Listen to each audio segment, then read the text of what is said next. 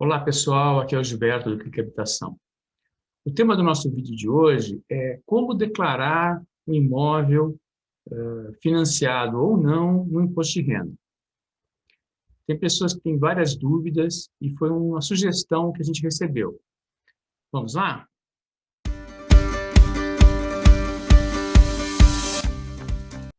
A declaração de imposto de renda é uma coisa importante de fazer. Existem algumas regras e situações que devem ser respeitadas. Algumas coisas podem ser incluídas, outras não. Então, nós preparamos uma apresentação aqui para passar as linhas gerais de como é que funciona. Nós vamos depois fazer uma simulação diretamente no aplicativo da Receita Federal. Vamos lá? Antes da gente começar a falar sobre os dados de declaração, a gente vai relatar assim, quem está obrigado a apresentar a declaração. Nós vamos focar, basicamente, naquilo que se relaciona com o imóvel. Então, a primeira questão de obrigatoriedade é quem teve rendimentos tributáveis superiores a R$ 28.559,70. Outra questão que gera obrigatoriedade, mesmo que você não tenha esse tipo de rendimento, mas se você tiver bens ou direitos superiores a 300 mil, também é obrigatório apresentar a declaração anual de ajuste. E outra questão importante é que quem pleiteou a isenção do imposto de renda sobre o ganho de capital de venda de imóvel residencial, quando você utiliza aquela prerrogativa de comprar outro imóvel no prazo de 180 dias. Bom, primeira questão, eu comprei imóvel junto com o meu cônjuge. Como que eu vou declarar isso, né? Então, existem algumas situações. A primeira é que podem existir bens privativos, ou seja, que foram adquiridos antes do casamento, dependendo do regime de bens que você adotou. Cada cônjuge ou companheiro deve declarar os bens em suas respectivas declarações, se for obrigatório. Os bens comuns devem ser informados na declaração de um dos cônjuges ou companheiro, ou seja, tem que escolher, né, um dos dois para declarar exclusivamente os bens comuns em um só. E para o cônjuge que não declarar esses bens, ele, quando for fazer a declaração, ele deve utilizar o código 99 e informar os bens no campo de discriminação são comuns e informar o CPF do cônjuge, aonde estão declarados os bens. Agora, no regime de separação de bens, cada um deve reportar a sua participação na compra, nas medidas e proporções de pagamentos efetuados. Não existem, em tese, bens comuns. Podem existir bens comprados conjuntamente, mas em função do regime, cada um tem a sua parte. Não é declarado em um só dos dois. Cada um tem que declarar o seu. Os imóveis adquiridos por mais de uma pessoa devem ser declarados por todos os proprietários. O valor informado deve ser aqui desembolsado por cada um, ou seja, cada um deve declarar aquilo que pagou. A questão da propriedade deve ser informada no campo de discriminação de acordo com o contrato ou a escritura que foi feita a compra. Então, um exemplo que a gente deu aqui, duas irmãs, os amigos, se uma possui 45, a outra possui 55 do mesmo imóvel. Cada uma deve declarar de acordo com a proporção de sua propriedade. Aqui um exemplo do informe de rendimentos quando a maioria das pessoas adquire imóvel por meio de financiamento. A informação que deve ser guardada nesse extrato é o valor pago pelo mutuário. Nesse caso, é um imóvel financiado pela Caixa Econômica, o comprador pagou 40.233,64. É isso que ele vai ter que relatar, além de outras coisas que a gente vai falar mais para frente, na declaração de imposto de renda. Quando você utiliza o FGTS, você tem que informar na ficha de rendimentos isentos e não tributáveis, porque você vai ter que informar de onde veio esse dinheiro. Que esse comprador aqui utilizou 12.556,76, daqueles 40 mil que ele pagou, 12 mil foi com o FGTS. Então, ele vai ter que informar isso, ele vai colocar o CNPJ da Caixa e o valor. Outra questão que muita gente pergunta é a questão da atualização a preço de mercado. Então, como regra geral, você tem que informar o valor que você pagou na aquisição do imóvel. E a partir de janeiro de 96, não é mais permitido a correção de valores a mercado. Existem pagamentos que você pode acrescentar ao custo de aquisição. Então, nós vamos dar alguns exemplos aqui. Uma coisa que você pode incluir é a corretagem, quando você pagou para o corretor, a despesa com construção, o ITBI, que é um item importante, emolumentos para a lavratura da escritura, os custos de registro, eventual reforma que você venha a fazer, todos os custos que você tem com o financiamento, por isso que é importante aquele informe que a gente deu como exemplo na tela anterior, eventual despesa que você teve com ampliação,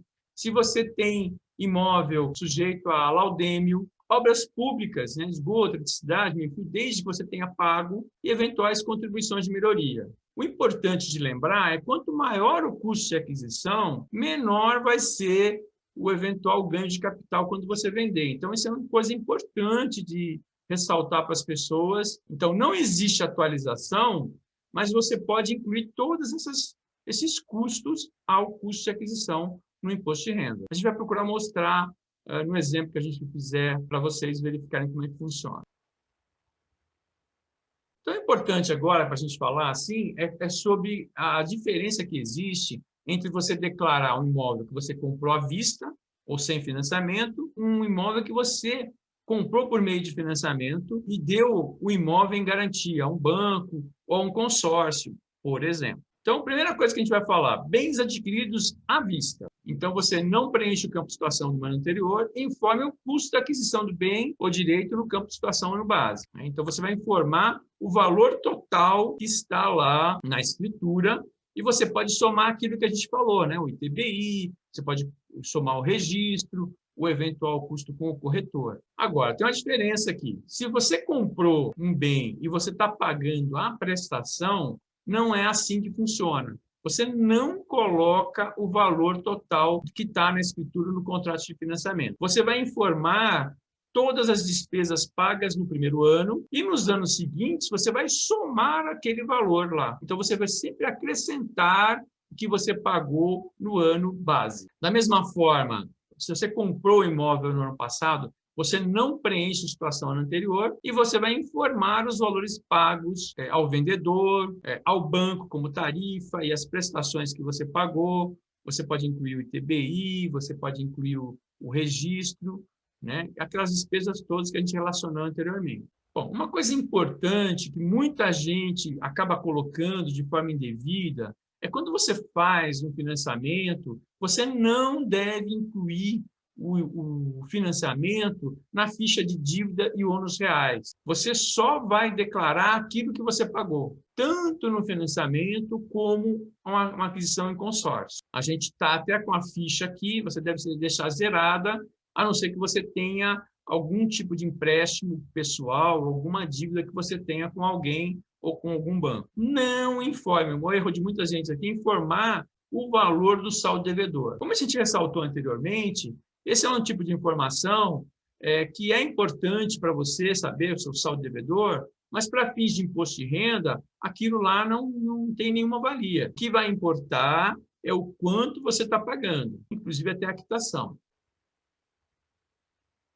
Outra coisa importante que a gente vai falar aqui é como declarar a venda do imóvel. No campo de discriminação, você tem que informar o nome, CPF dos alienantes e adquirentes, a data, os valores de aquisição e alienação e as condições de financiamento que você vendeu por meio de financiamento. Isso no campo de discriminação. No campo de situação do exercício, você vai informar zero, porque no outro ano você tinha informado o valor que você tinha pago, ou à vista, ou por meio de financiamento, todos os valores pagos ali. E é importante, na venda do imóvel, você utilizar o aplicativo GCAP da Receita Federal, onde você vai ter lá campos próprios para informar o quanto foi pago, o quanto foi recebido, à vista ou a prazo. E os dados que você informar lá, ele vai apurar o eventual ganho de capital, vão poder ser importados para a sua declaração, que facilita o preenchimento e evita de cair, eventualmente, na malha fina.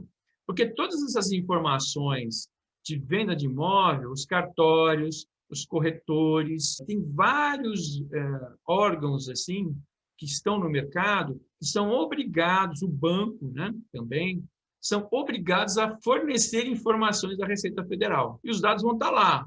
E a Receita vai cruzar tudo que estiver com o seu CPF. Então, é importante fazer tudo direitinho para evitar problemas de malha fina com o imposto de renda. Aqui é onde você pode encontrar o Clique Habitação. Bom, pessoal, A gente procurou passar uns dados assim, básicos de preenchimento da declaração. Agora a gente vai para um exemplo prático de preenchimento da declaração direto no aplicativo da Receita Federal. Eu vou compartilhar aqui na tela para a gente poder conversar. Na ficha de bens e direitos. Então, nós estamos preenchendo do zero. Então, no caso aqui, a gente vai clicar em novo. Supor que a gente está comprando o imóvel comprou o imóvel ano passado. Aqui você tem o código. Então, aqui tem prédio. Vamos colocar uma casa, okay? Localizado no Brasil. Aqui é a inscrição do IPTU. Você vai colocar o número aí que você tem lá no IPTU, se você tiver. A data da aquisição, vou colocar 1º de agosto de 2020.